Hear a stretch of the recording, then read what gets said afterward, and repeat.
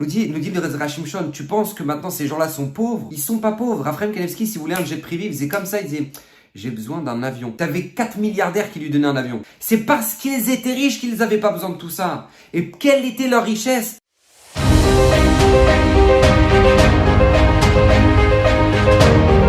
Alors, Bezrat Hashem, Bezrat Shimshon de cette semaine est dédié pour l'élévation de l'âme de Stéphane Yair Masoud Ben Avraham. Et j'aimerais tout simplement en profiter justement après ces fêtes de Pessah, où j'espère que d'ailleurs que vous avez tous passé de merveilleuses fêtes. On est justement dans une période de transition, d'accord, entre Pessah et Shavuot, et une période dans laquelle maintenant on doit ce qu'on appelle se conditionner pour justement recevoir la Torah, parce que vous savez très bien, on aurait dû recevoir a priori la Torah tout de suite après sortir d'Égypte. Tu sors d'Égypte, tu reçois la Torah. C'est tout le but de la sortie d'Égypte, c'était pour recevoir la Torah. Donc pourquoi on l'a pas reçue tout de suite? Pourquoi on a dû attendre pendant 49 jours et le 50e recevoir la Torah? Pourquoi ça a duré tellement de temps? Les réponses nous dit le Harizal, parce que tout simplement on était dans une situation d'impureté. On avait presque atteint le 50e degré d'impureté, le point de non-retour en Égypte. Et donc du coup Hachem nous a sortis précipitamment d'Égypte pour justement nous donner la Torah, mais on doit se conditionner pour recevoir la Torah justement. Et ce conditionnement-là est nécessaire parce que en fait, il est inutile de donner un diamant à un enfant qui ne comprend même pas la valeur. Et en fait, c'est exactement la même chose pour nous dans notre vie. C'est inutile en fait de recevoir la Torah si on n'en comprend même pas en fait la valeur. Et justement, toute cette période-là, c'est justement la prise de conscience de comment valoriser ce qu'on a de plus cher dans ce monde, qui est ni plus ni moins que le cadeau divin qu'Hachem nous a donné. Mais pourquoi je vous dis tout ça? Parce qu'en fait, en réalité, ici la Torah nous donne un message qui est incroyable et qui est fondamental dans n'importe quel domaine en fait. On est entouré des richesses, on est entouré de choses merveilleuses, on est entouré de potentiel incroyable. Mais en fait, on n'en prend tout simplement bien souvent pas conscience de ça. Pourquoi? Parce qu'en fait, on ne se conditionne pas à vivre ce bonheur. Je m'explique plus concrètement. Vous savez, le Zera Shimshon, par exemple, prend une Mishnah dans Pirkei Avot, incroyable. Et la Mishnah, a priori, elle est choquante. Mais quand je vous dis elle est choquante, elle est choquante. Pourquoi? Parce que tu dis, mais attends, on est venu pour souffrir ou quoi? Regardez ce que dit la Mishnah. Kachri darka shel Torah. Voici le chemin, a priori, comme ça, traduction littérale de la Torah. Pas de bémélar tochal, tu mangeras du pain trempé dans du sel pour qu'il ait un petit peu de goût. Tu vois, si ton goût, même ton pain, il n'a pas de goût, et ben au moins trempe un peu dans le sel pour qu'il ait un peu de goût. Ok. Ou maïm bem suratishte, tu vas boire de l'eau, mais de manière très limitée, sans abondance. Va à la haretz tishan et dors par terre. Vechayet tsar tirye, et une vie de souffrance.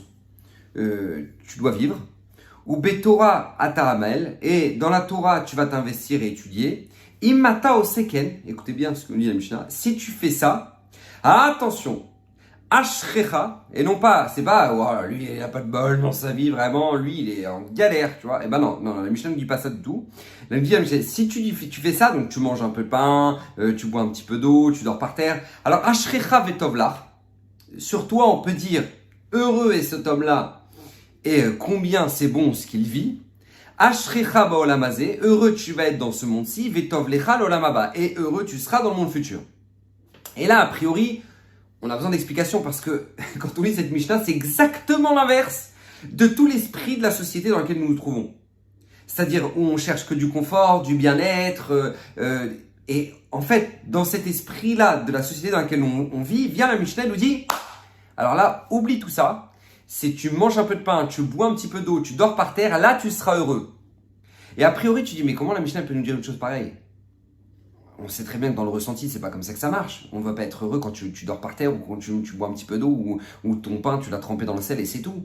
Et t'as rien d'autre comme accompagnement. C'est incroyable. Comment la Mishnah elle peut nous dire ça? Elle nous dit, et c'est pas seulement ça, c'est que ça c'est une vie de Torah, mais en plus ça tu seras heureux dans ce monde-là et heureux dans le monde futur. Mais comment? Alors à la limite dans le monde futur je comprends. Pourquoi dans le monde futur je comprends? Parce que bon, tu dis bah voilà, ici t'as tellement souffert que t'as racheté toutes tes avérotes, tous tes péchés, et donc du coup voilà, tu t'es fait souffrir et t'avais une vie comme ça entièrement dédiée pour Dieu, et donc tu t'es complètement décroché de tous les bienfaits matériels, donc voilà, donc pour l'Olam Haba, t'as tout pris comme mérite. Mais la Mishnah ne nous dit pas ça. Elle nous dit Ashrecha vetovlach. Ashrecha be'olamazé. Quand tu vis comme ça, t'es heureux dans ce monde-ci déjà. Tov lecha l'olam haba. Mais attends, j'ai pas compris. Comment je peux être heureux ici dans ce monde-là? Moi, je m'arrête déjà sur cette Mishnah. Comment je peux être heureux dans ce monde-là en te disant tu vas vivre une vie de Torah et c'est une vie de galère? Comment comprendre ça? Vient le Zera Shimshon et nous explique une notion absolument extraordinaire sur cette Mishnah qui va nous faire comprendre un petit peu quel est l'état d'esprit dans lequel maintenant la Torah veut qu'on se plonge, non seulement pour pouvoir la recevoir comme il le faut, mais en plus de ça, pour pouvoir l'aborder dans notre vie avec joie et plénitude. Vous savez, la Mishnah ici, comme ça nous dit le Zera Shimshon, n'est pas là pour nous dire regarde, souffre, t'as de l'argent mais mange que du pain et t'as de l'eau mais tu sais quoi, bois-en qu'un petit peu et si jamais maintenant tu veux dormir sur un matelas Hollandia, et ben non, dors par terre et voilà et décroche-toi complètement de ce monde. C'est pas l'esprit de la Torah. La Torah n'est pas là pour nous dire vas-y sépare-toi de tout ce monde-là et décroche-toi de tout et ne mange rien. C'est pas comme ça que ça fonctionne. La Torah veut juste nous faire comprendre une notion qui est essentielle, qui est que ne sois pas dépendant de ce genre de choses. Voilà, c'est ça que la Torah veut nous apprendre. Le Zera Shimshon nous dit, ne sois pas dépendant de ce genre de choses. C'est pas ton matelas ou tout ce qu'il y a dans ton assiette ou ce que tu as bu qui va faire dépendre ton bonheur dans ta vie. C'est pas comme ça que ça fonctionne. En fait, la Torah vient nous apprendre ce principe qui est tellement essentiel, fondamental et tellement oublié dans nos générations, qui est ce qu'on appelle la simplicité. La simplicité. Parce qu'en fait, en réalité, la clé du bonheur dans la vie, c'est la clé de la simplicité. C'est le simple fait que pouvoir se dire, Baruch Hashem, j'ai ça, Baruch Hashem. Alors, je sais que dans la société dans laquelle on est, c'est un langage qui ne fonctionne pas du tout parce qu'on ne fonctionne que sur comment avoir le plus d'argent possible, le plus de richesse possible, sauf qu'en fait, on a élevé une nouvelle génération qui nous pousse à avoir le plus de richesse, mais ne nous pousse pas à être plus heureux. C'est ça le problème. C'est-à-dire qu'on pousse nos enfants à gagner de l'argent, mais on ne pousse pas nos enfants à être heureux dans leur vie. Parce qu'on part du principe, qui est qu'un principe de base, qui est que si jamais tu as de l'argent, tu seras heureux. Or, c'est faux. On sait très bien qu'il n'y a pas moins de psychiatres et de psychologues dans le 16e arrondissement à Paris que dans les autres arrondissements. Mais pourquoi maintenant on nous fait croire ça? Parce qu'on nous fait croire que l'argent fait le bonheur. Alors que non, il y contribue, mais il ne fait pas le bonheur.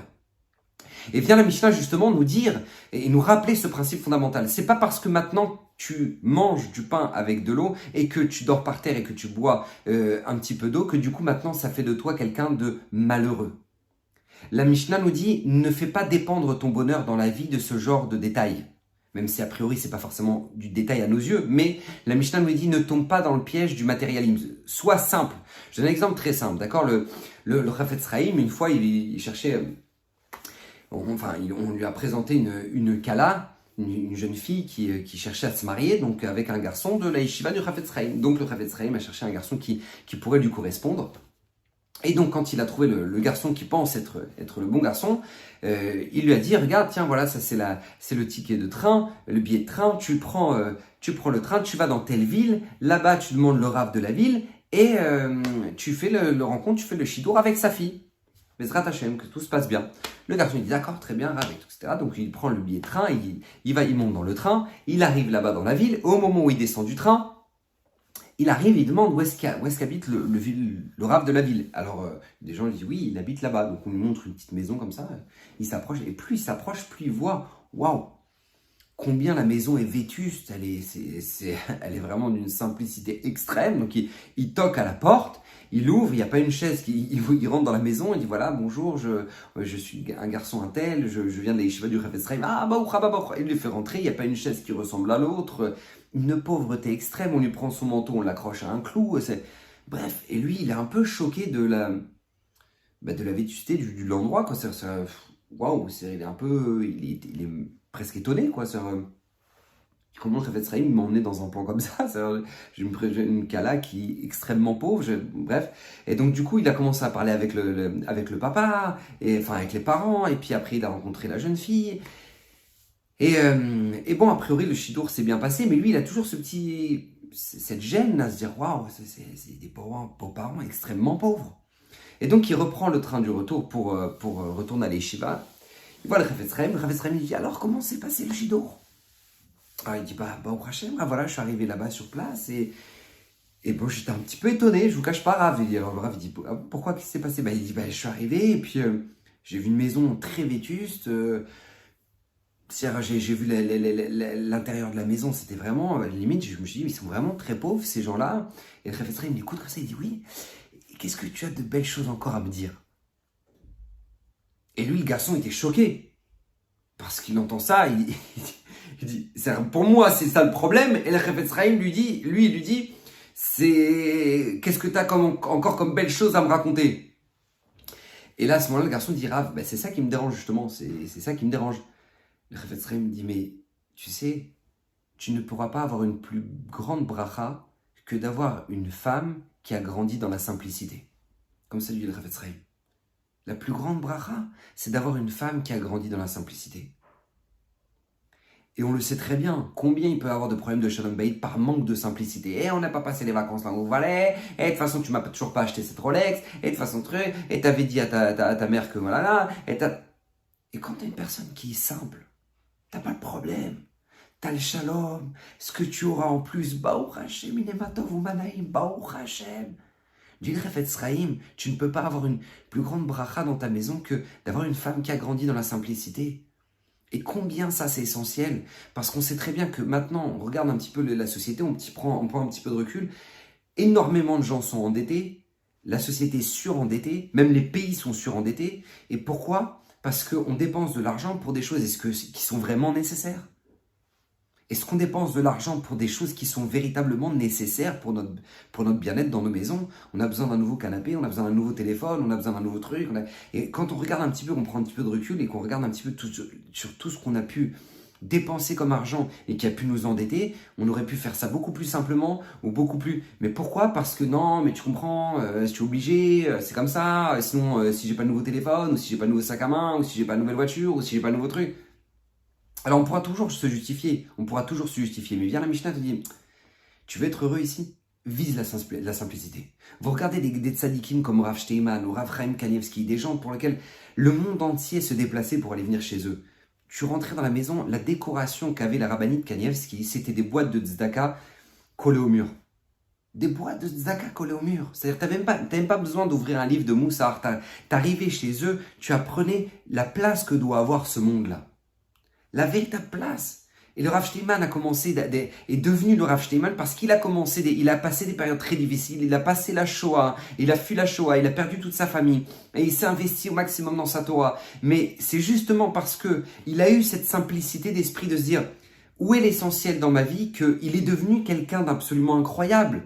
Et comme Rav Chaim Kanievski, parce qu'ils ont eu cette simplicité-là, ils en sont devenus des gens qui sont devenus des références pour le monde entier. Parce que c'est leur simplicité qui les a fait grandir. Et c'est ça que nous dit la Mishnah. La simplicité sera la clé de pouvoir grandir. Parce que, nous dit le Rezra Shimshon, tu penses que maintenant ces gens-là sont pauvres? Ils sont pas pauvres. Rav Chaim Kanievski, si vous voulez un jet privé, il faisait comme ça, il disait, j'ai besoin d'un avion. T'avais 4 milliardaires qui lui donnaient un avion. Rav Steinman, il disait, j'ai besoin d'une Mercedes classe S pour pouvoir me déplacer un peu partout en Israël. T'avais 4 milliardaires qui lui payaient la Mercedes, le dernier truc. Ils n'avaient pas besoin de ça, eux. T'as le directeur de tous les tambours, de tous les magasins de travaux qui est venu chez Rav Steinman. Il a dit, moi, je suis prêt à faire tous les travaux de la maison du Rav entièrement. Je suis prêt à mettre 2 millions de frais de travaux pour refaire toute la maison. Le Rav Steinman, il a dit, non. Il me dit, je veux pas. Ils sont très bien. Mes murs, ils sont très bien. Ils me vont très bien. Donc il dit à Zera Shimshon, ces gens-là, ils étaient malheureux, ils étaient pauvres. Non, c'était parce que justement, ils étaient riches. C'est parce qu'ils étaient riches qu'ils n'avaient pas besoin de tout ça. Et quelle était leur richesse? Leur simplicité. Ça, c'est la plus belle des richesses. La plus belle des richesses, c'est la simplicité. Parce que nous dit les Zera Shimshon, la richesse que tu peux avoir à travers la Torah, c'est la connaissance que tu as, c'est la force d'analyse que tu as, c'est la force de recul que tu as, c'est combien ces gens-là étaient posés, étaient clairs, ça, c'est une richesse. Et quand les gens venaient chez eux, ils avaient compris qu'ils n'avaient pas affaire à des gens pauvres. Ils avaient affaire à des gens qui étaient milliardaires, mais pas milliardaires en dollars. Milliardaires en une richesse que personne au monde peut leur prendre. Et ça, c'est incroyable parce que, vous savez, on fait grandir une génération où maintenant on te fait croire qu'une montre de 300 $, elle est mieux qu'une montre de 30 $, alors que ça affiche la même heure. Ça affiche la même heure.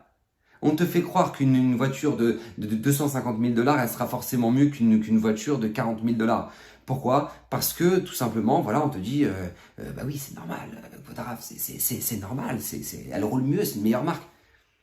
Mais d'accord, je dis pas qu'il faut acheter n'importe quoi, mais je dis juste que faut arrêter de croire que maintenant tu seras mieux, tu seras plus épanoui, plus heureux dans ta vie, tu te sentiras plus riche parce que tu as ce type de véhicule, parce que je peux t'assurer dans quelques années, il sera plus à la page.